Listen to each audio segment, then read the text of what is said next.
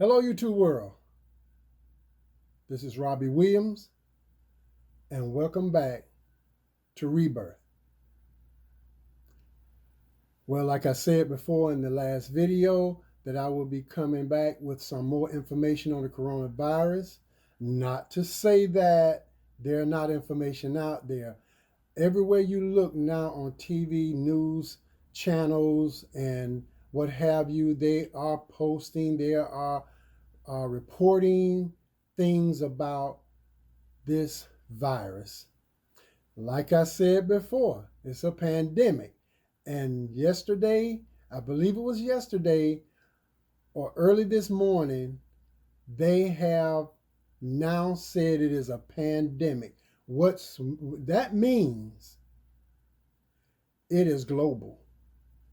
This virus has gone global. Corona has gone global.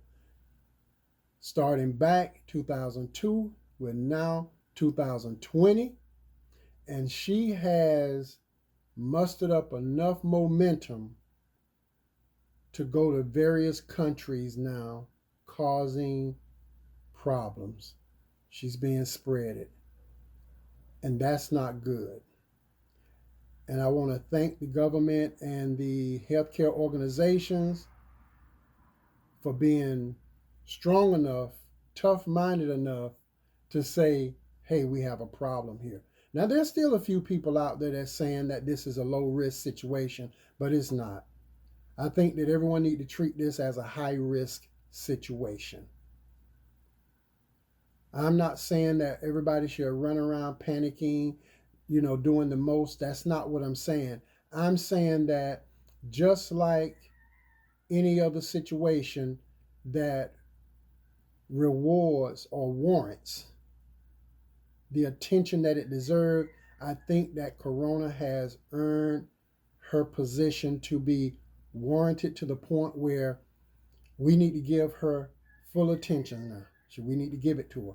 And we need to realize that this pandemic, if not contained, is only going to get worse. Now, the name of this segment, I'm calling it the part 2 to part 1. The 411 information on coronavirus, COVID-19 part 2, presumptive and confirmed positive. I'm here to talk about when you hear these officials and these healthcare professionals say presumptive, or they may say confirmed positive. We're going to discuss that right now. March the 11th, just yesterday, we had some information to come across. I was at that time in Georgia, and I was in Lowndes County. And at that time, as I were doing the things that I would need to do over there, we had a presumptive positive in Lowndes County. Let's talk about presumptive positives. What do that really mean? When you hear them say presumptive positive, what it's saying is that these are the cases or persons with at least one respiratory specimen. They took a specimen from the person and they had it tested. That test came back positive. Not saying that they have the coronavirus, saying that it is a presumptive positive for the coronavirus. Okay? And what that is saying is also that this is not a simple test. You go to the doctor's office, they tear open a pack of something, do a little something to you, whether it's drawing blood or taking a swab, and just something. You're going to a laboratory that the state has deemed worthy of putting people there to handle this situation. So you're going to get tested by people that test. They handle this kind of stuff all the time. So this thing is serious. Try to stay with me on this. That's what a presumptive positive is. It's a case or person with at least one respiratory specimen that tested positive for the virus that caused COVID-19. And is done by a state or local laboratory. Okay, so this is something that they put in place. Not a doctor office saying, hey, we're going to go and start testing people. No. Once they find out that you possibly has this virus, you're going to this place where they do nothing but testing for that virus. Okay. Then when you get there, once you test positive, a presumptive positive, the sample then goes to the CDC for final confirmation. But the CDC, what it would do responding to that presumptive positive, they're going to look at it as it is the coronavirus. In other words, they know they're going to do more testing. But once they get a presumptive positive, they say, okay, we got a positive. We need to get on this ASAP. So they're going to treat it as if it's the coronavirus. Even if after they run their final tests and it comes up a negative, they rather treat it as a high risk and do the most for it than to be nonchalant about it coming in and say, okay, it's either or, so let's just do this or do that. No, they're going to treat it like you got the real thing. And so that's the difference between presumptive positive and confirmed positive. Once they confirm it, once the CDC confirm it, they will label you with the COVID-19. They will say you actually have the coronavirus.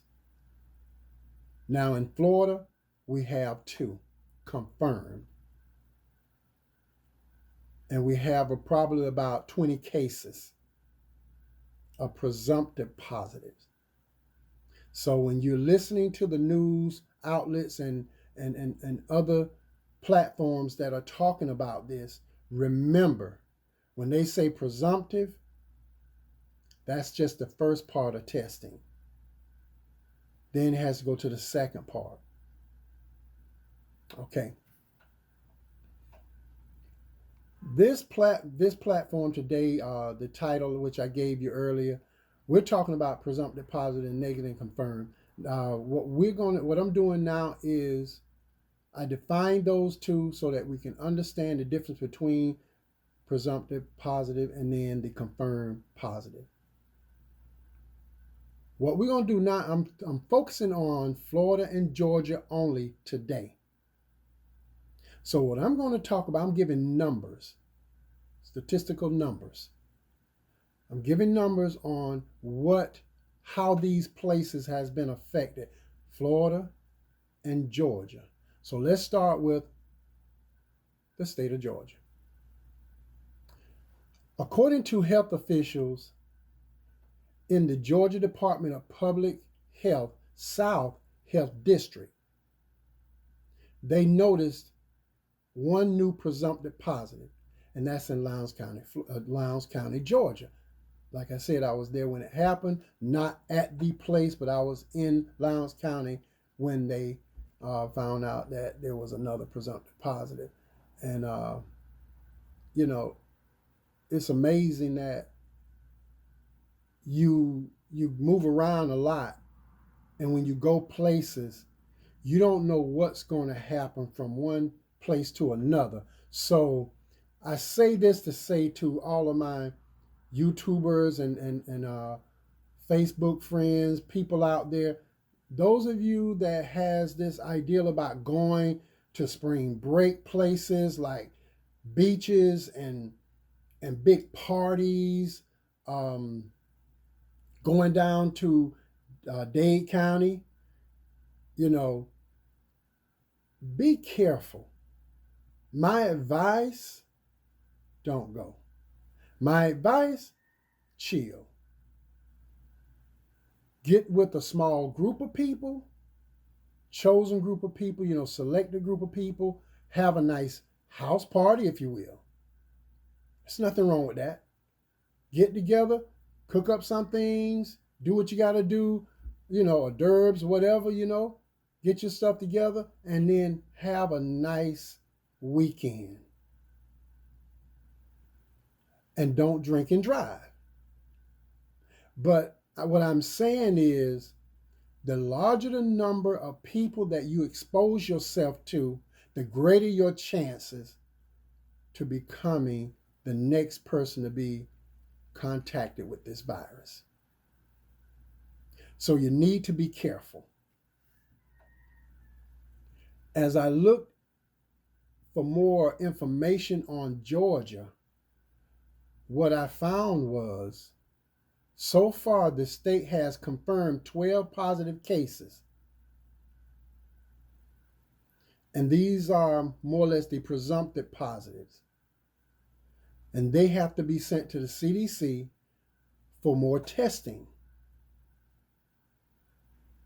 So when that happens, basically we're waiting for those test results to come back.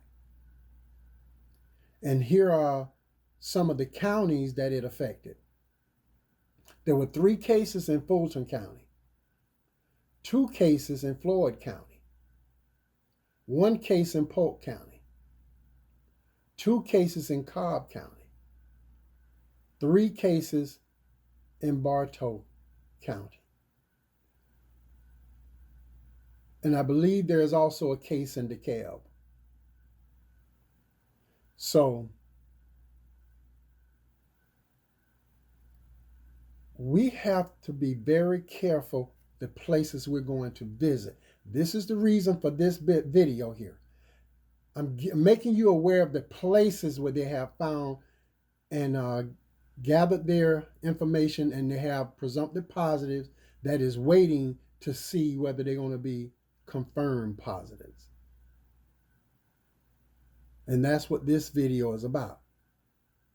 There's a lot of information out there. Please don't be shy to go online and read, or to watch your local news, because they're going to have an update even this evening sometime. They will be having another update. Updates are going to be coming every day. I think there is 8 people being screened and tested in Tallahassee, Florida. As of now, there are no known presumptive positives or confirmed positives in Leon County. None. But there are some testing going on. Screens and testing. So wrap your mind around that. And be alert. Be aware. Let's enhance our knowledge.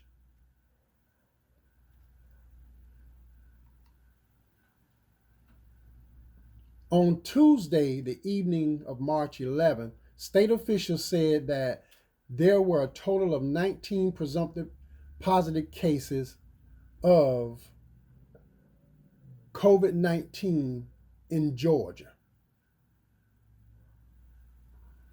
That was stated yesterday.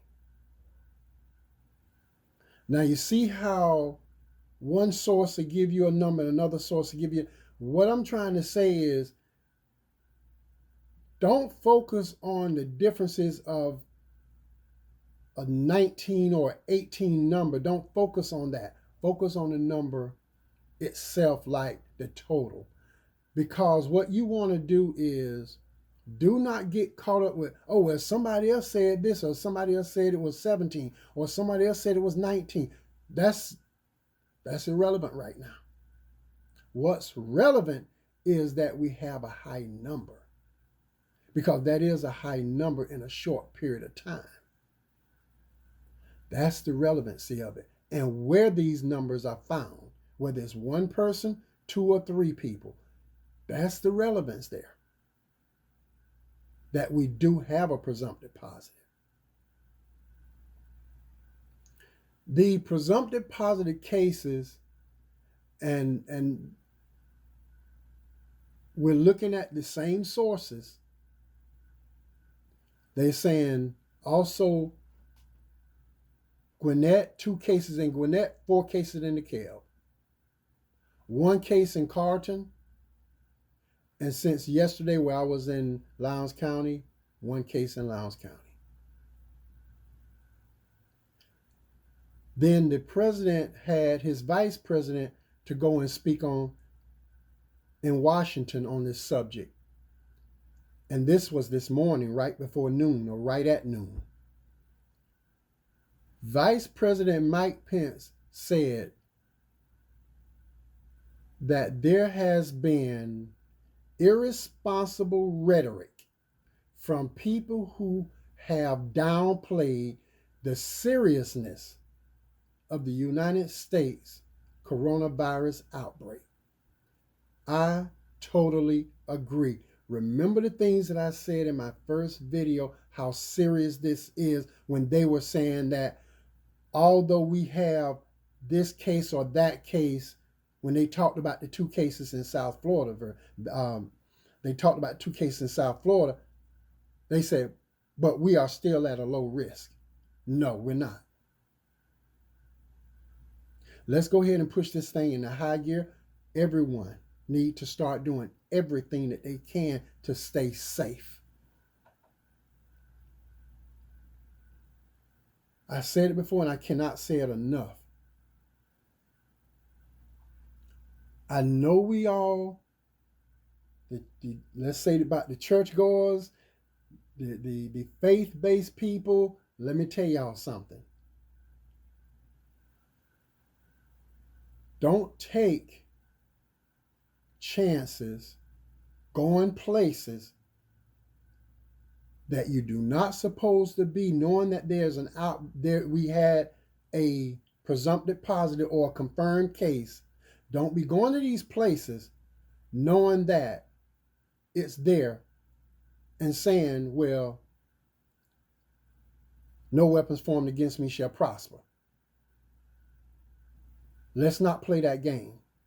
Right now, they are not, a lot of nursing homes, senior living facilities,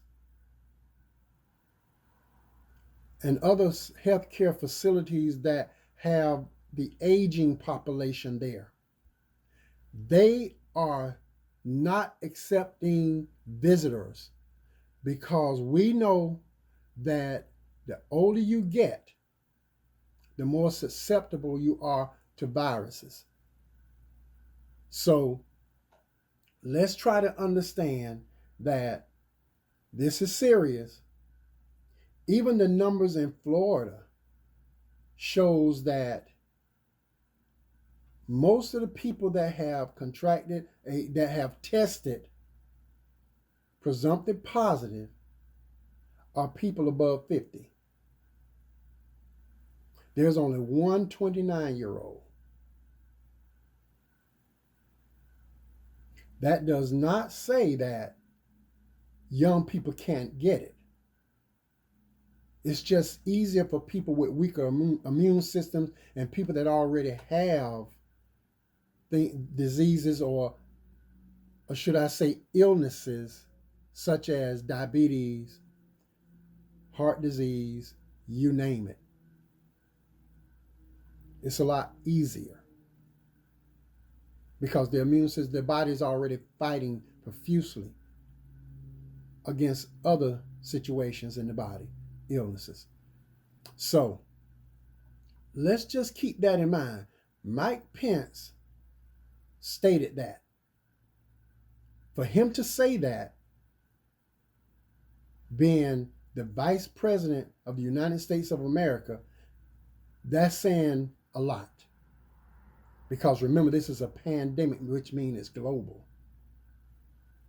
Okay? Moving on to Florida residents, the diagnosis in various counties. 2 people in Manatee, 1 person in Hillsborough, 1 person in Santa Rosa, 7 people in Broward County, 3 in Lee County, 1 person in Charlotte, 1 person in Okaloosa, 2 people in Volusia, 1 person in Nassau, 3 people in Collier, 2 people in Pinellas, 1 person in Pasco, and 1 in Miami-Dade.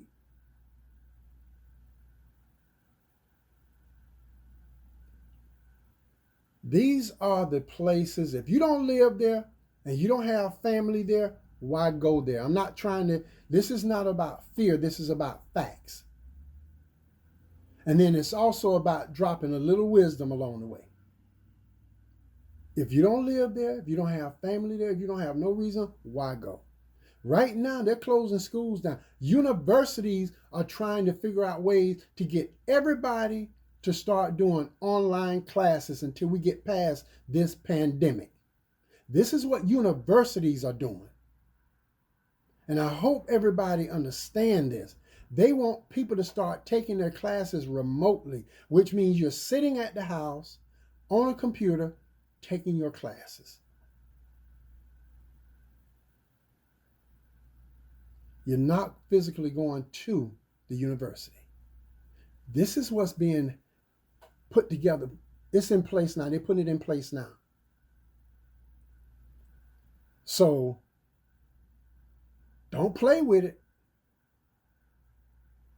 Because right now, everyone that think that oh, I'm going to do this, I'm going to try it if you want.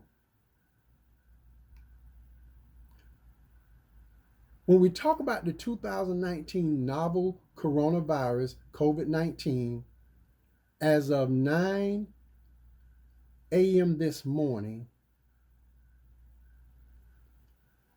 when we look at the positive cases, we're looking at Florida residents, 26. And then they'll say the deaths, 2. Number of negative tests, 301. And the number of pending results, we're waiting for the results, 147. Number of people under public health monitoring. Now, this is when they see that there's a possibility that you have the virus and you're being monitored. You're being watched. And it's not a quarantine situation, but they're keeping their eyes on you and seeing if there's going to be any changes in your behavior, in your health, whether you're going to get worse with the flu-like symptoms, so to speak, or whether you're going to just get better and then you walk away without anything. They're saying that they have currently being monitored right now 476. 1,230 people monitored to date. Pending test results, what they're saying is that a sample is sent to the state health labs, but it has not been has not gotten an answer, have not received any results, whether it's a positive or a negative. Still waiting. That's what that pending is talking about.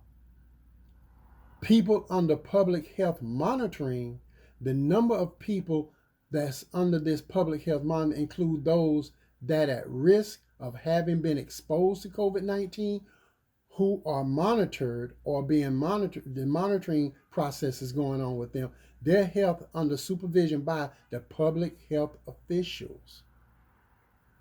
So it's not like we just got not anybody, as long as they got the LPN. No. These are public health officials.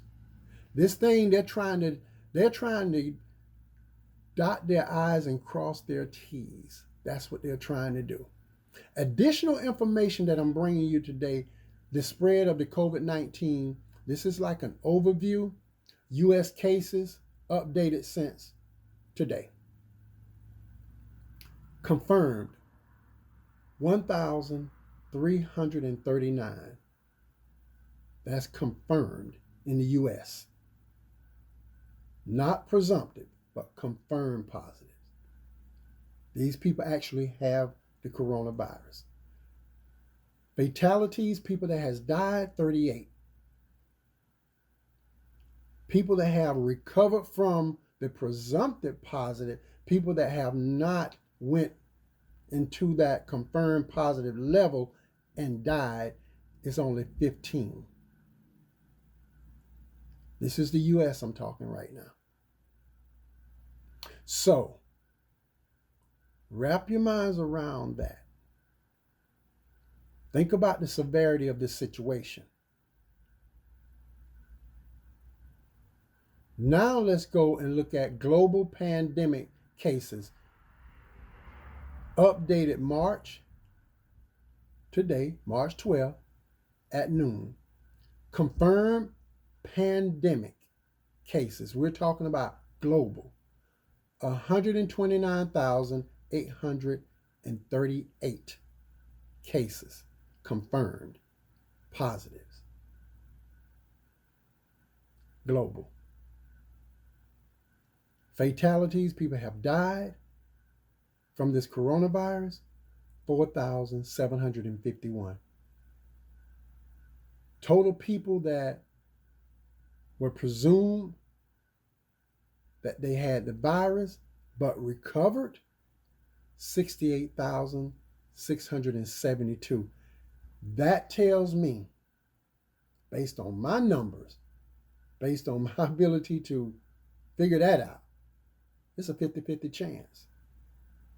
Because only 50% of the total number of those that were confirmed positives and with the fatalities added, 50% of those people recovered.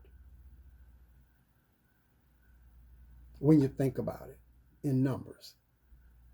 But we know that we lost 4,751 people.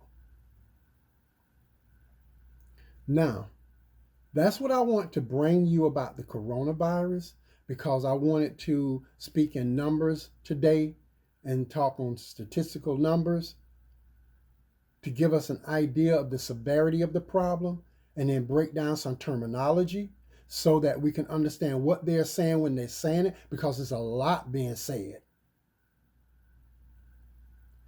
There were also a breaking news that we just had, and this is on another note, because there are other situations in the world other than the coronavirus.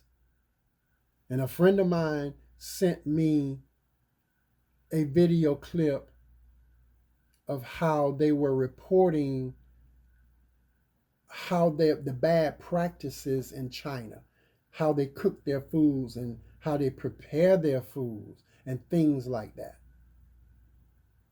So there's a lot going on that we should be very tuned in to try to stay on top of.